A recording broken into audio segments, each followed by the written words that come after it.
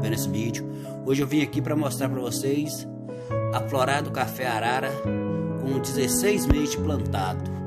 Só para vocês verem como é que deu a primeira florada, como está bonito. Eu agradeço a vocês.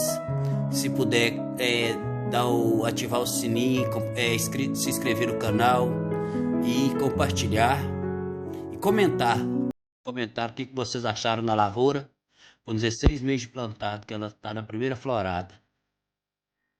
Obrigado a todos vocês.